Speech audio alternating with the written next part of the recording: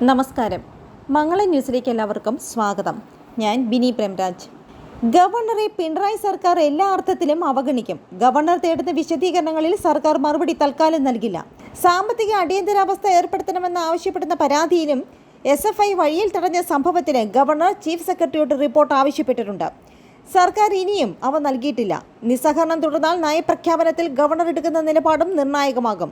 അടുത്ത നിയമസഭാ സമ്മേളനം തുടങ്ങേണ്ടത് ഗവർണർ ആരിഫ് മുഹമ്മദ് ഖാന്റെ നയപ്രഖ്യാപനത്തോടുകൂടിയാണ്.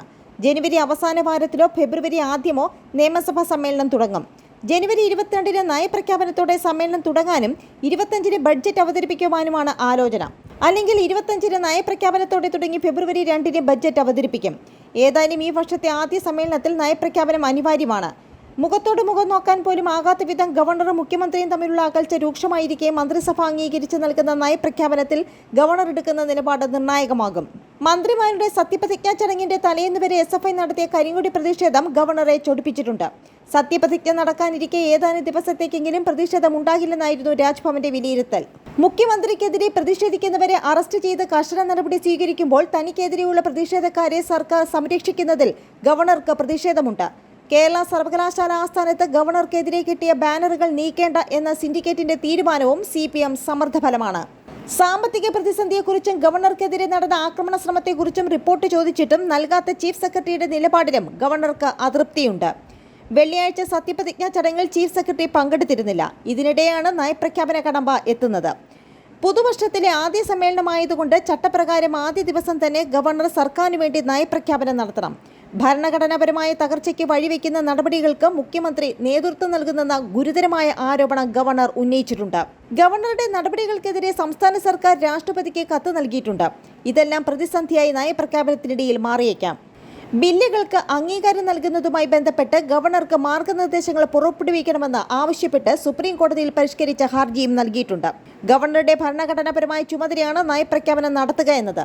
നയപ്രഖ്യാപന പ്രസംഗത്തിലെ ഉള്ളടക്കത്തെ മുമ്പത്തെ പോലെ ഇത്തവണയും രാജ്ഭവൻ ചോദ്യം ചെയ്യും, വിശദീകരണവും തേടും. ഇതിന് സർക്കാർ നൽകുന്ന മറുപടിയും പ്രതികരണവുമെല്ലാം നിർണായകമാണ്. അതൃപ്തിയുണ്ടെങ്കിലും നയപ്രഖ്യാപനം വായിക്കുന്നതാണ് ഗവർണറുടെ മുൻ രീതി. അതുകൊണ്ട് തന്നെ ഇത്തവണയും ഗവർണർ നയപ്രഖ്യാപനം വായിക്കുമെന്ന് തന്നെയാണ് സർക്കാർ പ്രതീക്ഷ. നയപ്രഖ്യാപന പ്രസംഗം നടത്താനായി ഗവർണറെ രാജ്ഭവനിലെത്തി ക്ഷണിക്കുവാനുള്ള തിരക്കിട്ട നടപടികൾ ഭരണസിരാ കേന്ദ്രത്തിൽ ആരംഭിച്ചു കഴിഞ്ഞു. ഗവർണറെ ഔദ്യോഗികമായി ക്ഷണിച്ചുകൊണ്ടുള്ള നടപടിക്രമങ്ങളും പൂർത്തീകരിക്കും.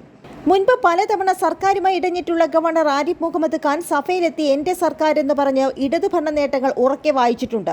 ഇത്തവണയും അത് തന്നെ സംഭവിക്കും. പൗരത്വ ഭേദഗതിയുടെ പേരിൽ 2019-ൽ സർക്കാരും ആരിഫ് മുഹമ്മദ് ഖാനുമായി ഇടയുകയും പരസ്യമായി രംഗത്തു വരികയും ചെയ്തിരുന്നു. കേന്ദ്രത്തിന്റെ കർഷക ബില്ലിനെതിരെ നിയമസഭാ പ്രമേയം പാസാക്കിയതായിരുന്നു അടുത്ത പ്രകോപന കാരണം.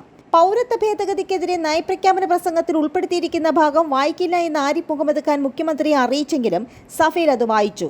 2022-ലെ നയപ്രഖ്യാപന പ്രസംഗ സമയത്തും ഗവർണർ ഉടക്കുണ്ടാക്കി. മന്ത്രിമാരുടെ സ്റ്റാഫിന്റെ പെൻഷന്റെ കാര്യത്തിലായിരുന്നു അത്. ഗവർണറുടെ സ്റ്റാഫിൽ BJP-കാരനെ നിയമിച്ചത് ചൂണ്ടിക്കാട്ടിയായിരുന്നു സർക്കാരിന്റെ പ്രതിരോധം.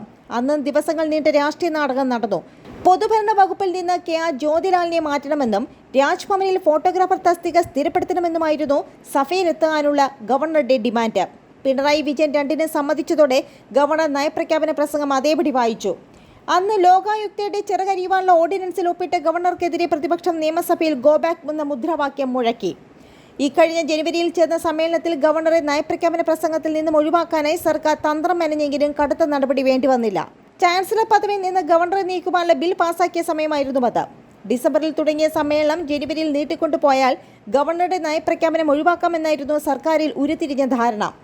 എന്നാൽ നയപ്രഖ്യാപനത്തിന് കഴിഞ്ഞ തവണയും തടസ്സമൊന്നും ഉണ്ടായില്ല. അതേസമയം രാജ്ഭവനിൽ നടന്ന പുതിയ മന്ത്രിമാരുടെ സത്യപ്രതിജ്ഞയ്ക്ക് ചെലവായത് 5 ലക്ഷം രൂപയാണ്. സത്യപ്രതിജ്ഞയ്ക്ക് ചെലവിനായി 5 ലക്ഷം രൂപ അനുവദിക്കണമെന്നാവശ്യപ്പെട്ട് ഗവർണറുടെ സെക്രട്ടറി ഡിസംബർ 22-ന് മുഖ്യമന്ത്രിക്ക് കത്ത് നൽകിയിരുന്നു. മുഖ്യമന്ത്രിയുടെ അനുമതി ലഭിച്ചതിനെ തുടർന്ന് ധനമന്ത്രി ബാലഗോപാൽ രാജ്ഭവന് അധിക ഫണ്ടായി 5 ലക്ഷം രൂപ ഡിസംബർ 28-ന് അനുവദിച്ചു. കടന്നപ്പള്ളി രാമചന്ദ്രനും KB ഗണേഷ് കുമാറുമാണ് മന്ത്രിമാരായി സത്യപ്രതിജ്ഞ ചെയ്തത്.